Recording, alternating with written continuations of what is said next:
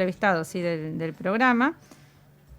Él es Sebastián Chirino, él es profesor de historia y además es militante de la tendencia en el Partido Obrero de la zona norte. Muy buenos días, Sebastián, ¿cómo estás?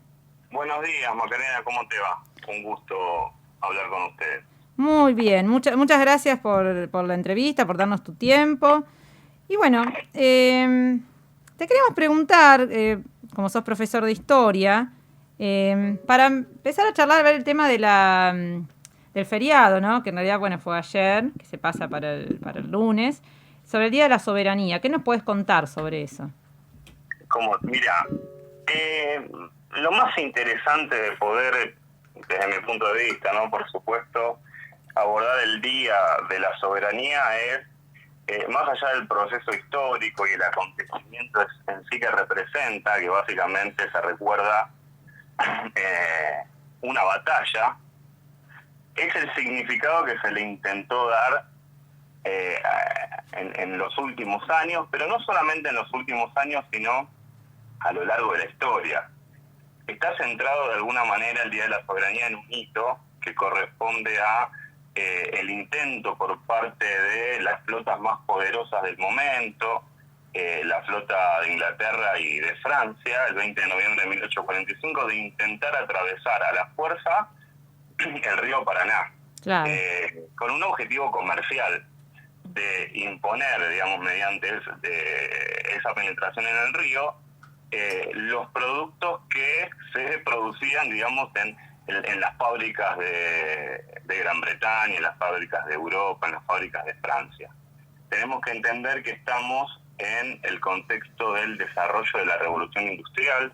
Claro. Que el desarrollo de la Revolución Industrial lo que hizo principalmente es saturar los mercados que estas potencias comerciales, militares y políticas del periodo ya tenían sobre sus controles de ultramar y, digamos, se quedaron cortos con esos mercados y necesitaban abrir de la manera que sea otros mercados para poder introducir esas manufacturas. Es decir, hay un interés principalmente económico y político, digamos, pero el interés económico tiene que ver, digamos, con el desarrollo del comercio.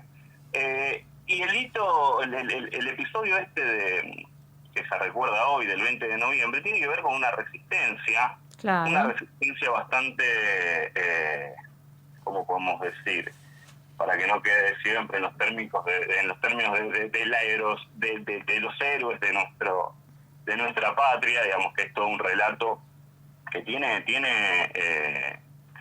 un sentido práctico, pero de alguna manera la resistencia no tenía que ver solamente con el rechazo a la invasión y la imposición, digamos, de estas potencias en términos comerciales, sino también de la defensa de un interés político y comercial en ese momento. Objetivamente, la batalla, digamos, que se recuerda el 20 de noviembre de 1845, en la Vuelta Obligado, que era la parte más estrecha del río Paraná, podemos catalogarlas en términos de la batalla como una derrota por parte de las fuerzas nacionales, las fuerzas patrióticas de ese momento. Porque después de un intenso intercambio en donde las fuerzas nacionales tienen un número de bajas considerable, unas 250 bajas. Claro. La flota anglo-francesa se abre paso por el Paraná con una flota de más de 100 buques mercantes y encabezadas y custodiadas, digamos, por toda esta flota, digamos, también militar, esta flota de la Armada anglo-francesa. Pero, digamos, no se puede medir en términos de victoria o derrota para las fuerzas nacionales o, por ende, digamos, una victoria para las fuerzas anglo-francesas, digamos, para el comercio anglo-francés, porque de alguna manera digamos, estos buques no lograron su cometido. A lo largo del transcurso de navegación del río, de tratar de llegar a los puertos del litoral, llegar a Corrientes, a lo largo de un tiempo tuvieron que volver por una desconfianza principalmente de las poblaciones, y de esos puertos con los buques llenos. Es decir, no pudieron imponer más allá Claro. de haber atravesado, digamos, su objetivo principal, que era abrir a fuerza de cañonazos mercados hacia adentro del interior de lo que era en ese momento la Confederación Argentina, que también estaba atravesada por un montón de conflictos y un montón de conflictos que tenían que ver con distintos intereses. También, claro. Claro, te cierro con esto y después nos metemos, si querés, un poquito a ver En la actualidad, el significado político que se le intentó dar durante mucho tiempo y se le intenta dar todavía, que con el establecimiento del feriado, sí, digamos, con la denominación del Día de la Soberanía, pero Rosas defendía en ese momento el derecho de los terratenientes, de los estancieros, a tener el control básicamente de su comercio en los términos del control político de lo que era la Confederación. Y tenía que ver con el control de la aduana, básicamente. Pero lo interesante de esto, es decir, que Rosas defendía ese derecho de los estancieros, principalmente de Buenos Aires, inclusive en contra a veces de los estancieros del litoral o de la banda oriental. Es decir, había una fuerte puja ahí de intereses. El objetivo principal de Gran Bretaña, como principal potencia en la región, era lograr que la banda oriental, ya Uruguay en ese momento, lo que en determinados momentos formó parte de la Confederación, es decir, no quede bajo el mando de Rosas y sea un cónclave independiente para poder meter por ahí, digamos, la cuña del comercio en función a relaciones diplomáticas, en función a intereses comerciales. Y eso lo termina imponiendo mediante la diplomacia y los acuerdos Gran Bretaña. Entonces, lo que no pudieron hacer mediante la fuerza lo terminan haciendo mediante las negociaciones, la diplomacia y las relaciones con Rosas, que nunca se rompieron. Eso hay que tenerlo en cuenta. El relato de la soberanía nacional en este episodio tiene que ver más que nada con hacer referencia a esa batalla para determinados conflictos que se dieron a lo largo de la historia y poder tener un anclaje histórico en términos de identidad, en términos de relato, que el nacionalismo siempre ha desarrollado, es decir, la utilización de la historia con esos fines de construir una identidad en función de tapar otros. Es decir, en función de tapar, por ejemplo, la identidad nacional, ¿qué encubre? Es decir, desde nuestro punto de vista, yo considero que la identidad nacional lo que ha intentado históricamente es tapar otras identidades, podríamos decir. Es decir, desde nuestro punto de vista, la identidad de clase, claro, que en esta etapa del capitalismo tienen la gran mayoría de los habitantes de la Argentina y del mundo, es decir, porque somos la gran mayoría los que vivimos de nuestro trabajo en contraposición a una minoría que vive del trabajo ajeno. No sé si se entiende el concepto, la idea. Claro, ustedes creen que de tu lugar también de militancia, ¿no? Del Partido Obrero, ¿no? Tiene una visión internacionalista, ¿cierto? Usted, claro. Exactamente, ¿por qué? Porque no por un capricho o por un dogma, sino esta interpretación que vos bien señalás tiene que ver con el desarrollo del capitalismo. Es decir, en esta etapa donde se está desarrollando el capitalismo, es decir, a mediados del siglo XIX, se empieza a consolidar o a crear la clase obrera que va a tener un contenido internacional, no nacional, más allá de que va a estar subordinada a las divisiones nacionales que se imponen en ese momento, o inclusive, digamos, a las coloniales. La clase obrera, es decir, tiene en China, en Argentina, en Estados Unidos o Inglaterra, la misma particularidad que se va consolidando en esta etapa, que es la de ser explotada en función a un interés de otra clase social, que es la clase capitalista que está en franco desarrollo en este momento.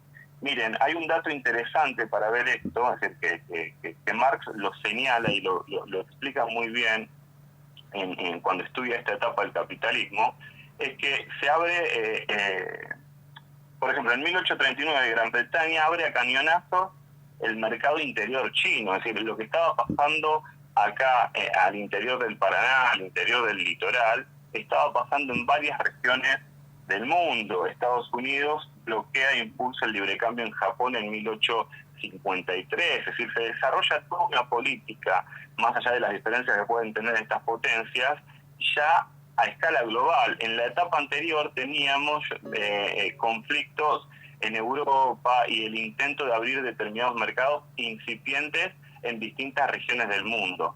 La sobreproducción de mercancías, es decir, que satura los mercados que ya estaban controlados, en esta etapa hacen que, es decir, las fuerzas militares sean la punta de lanza para controlar y someter a determinados lugares para imponer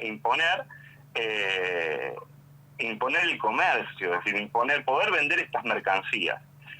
Eso se va desarrollando en todo el mundo. La clase obrera, es decir, en el marco de esta formación, es decir, de que pasa de las economías locales, con sus particularidades, ¿no? Por supuesto, en China, en determinadas regiones de Asia, empieza a consolidarse y empieza a tener que pasar de la subsistencia como la tenían a la venta de su fuerza de trabajo, a acoplarse de alguna manera a el modo capitalista de producción que se empieza a establecer a escala global.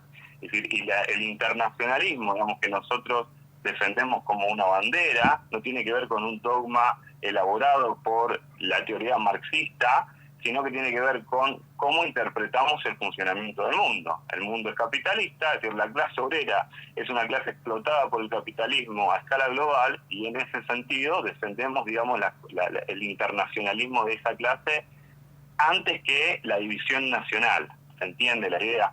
Sí, perfectamente.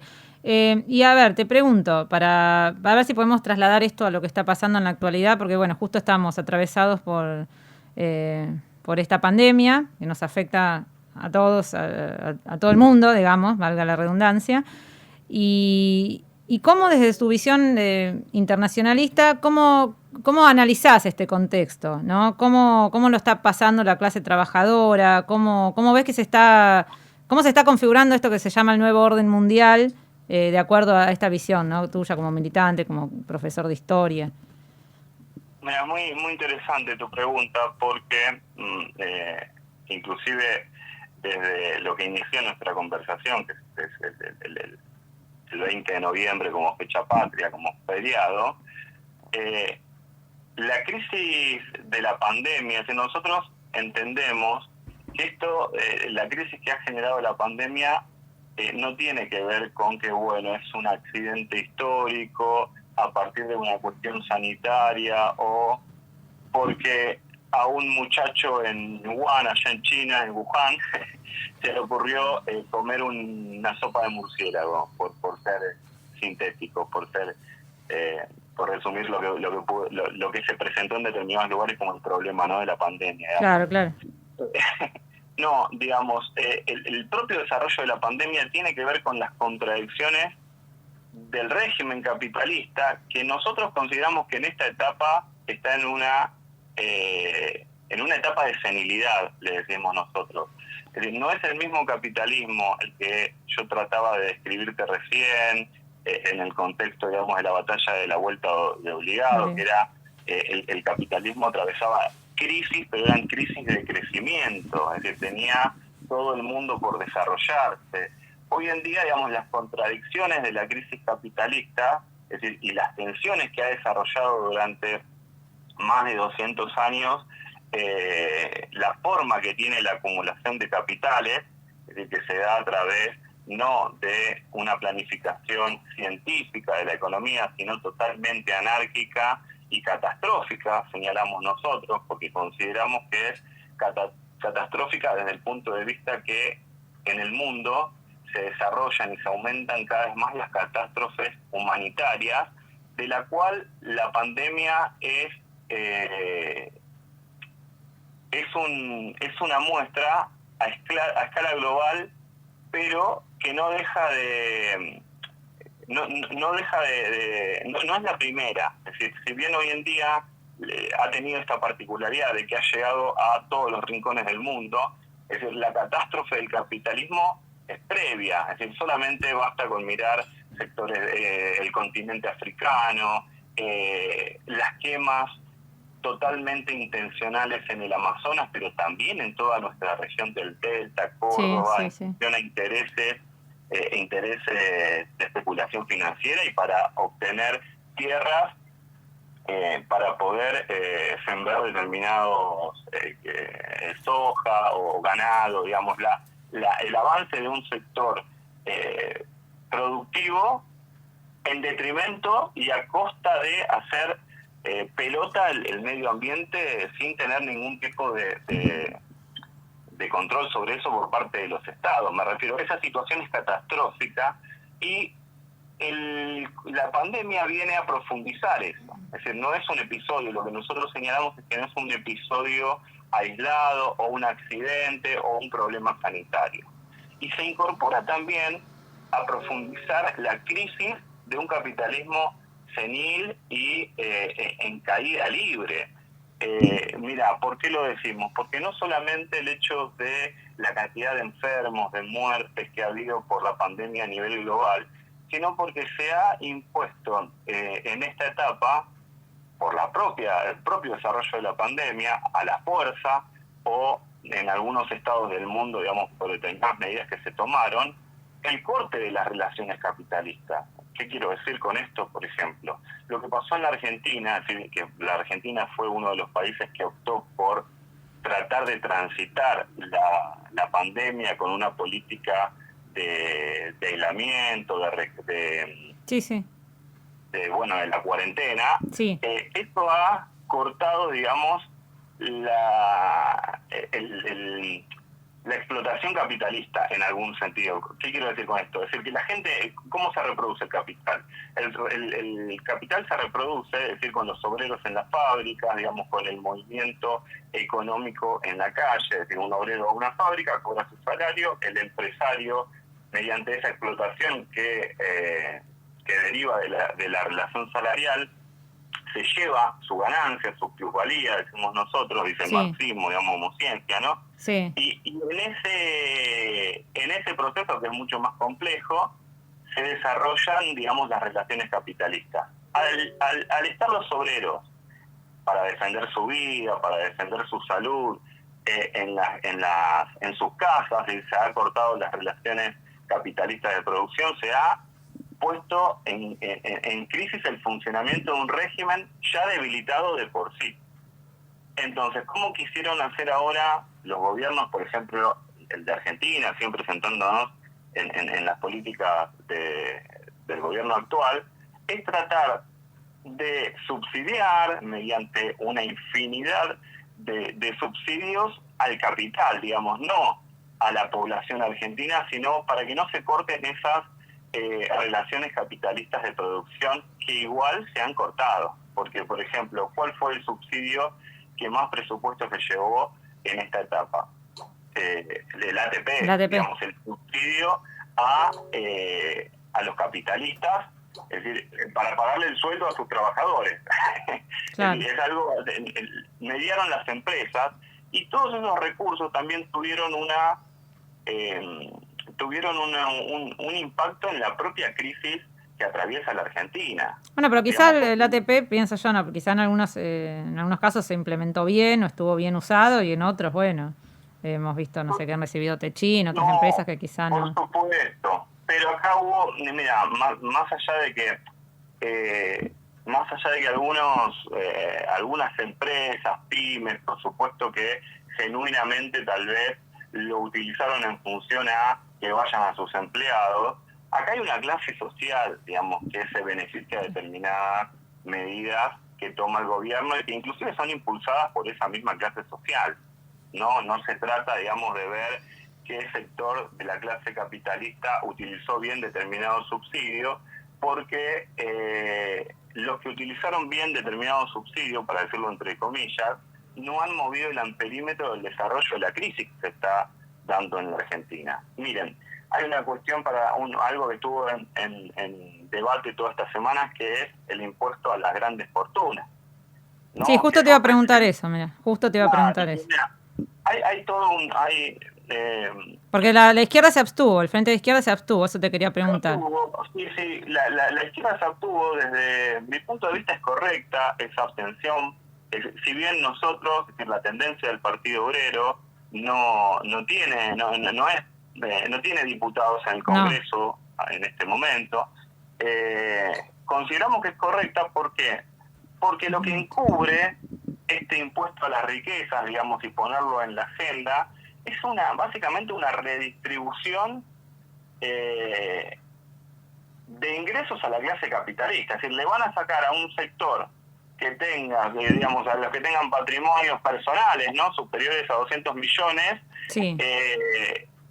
Y la gran mayoría de ese impuesto, esa migaja que se le saca a estos sectores, digamos, que viven de los negociados con el Estado, que viven de la explotación brutal, digamos, a sectores de la clase trabajadora. Digamos, ninguno de estos sectores que cobra, puede haber alguno, no quiero generalizar, pero la gran mayoría de estos sectores, es decir, estos patrimonios fueron desarrollados a partir de varios negociados de dudosa procedencia. Digamos, toda la clase capitalista grande, no estoy hablando de las pymes, por supuesto, pero las grandes fortunas en la Argentina están atadas inclusive a los negociados de deuda,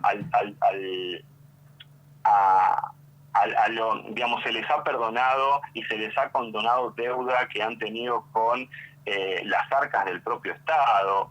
Miren, por ejemplo, el caso de Vicentín. Vicentín estaba estafando con el aval del Banco Central, es decir, del Estado de ese momento. En ese momento, claro. Totalmente. Entonces, sí, igual yo creo que tenía que ser más y que tiene que ser más seguido, pero es preferible que esté a que no sea nada, ¿no? No sé, yo no tengo ese punto de vista. El voto de la izquierda en ese sentido no modificaba digamos, el curso que iba a tener esta ley. Ahora bien, ¿qué corresponde?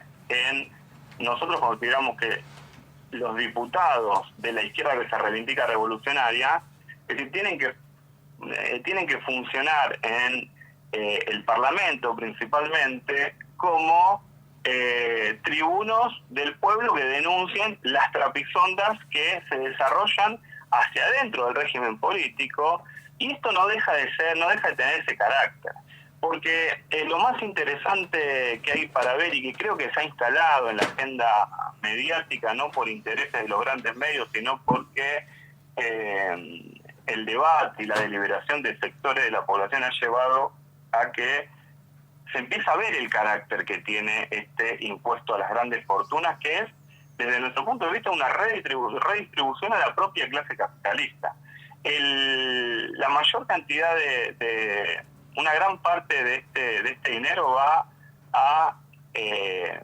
con el eufemismo, digamos, de ir a la inversión energética, a subsidiar a las petroleras.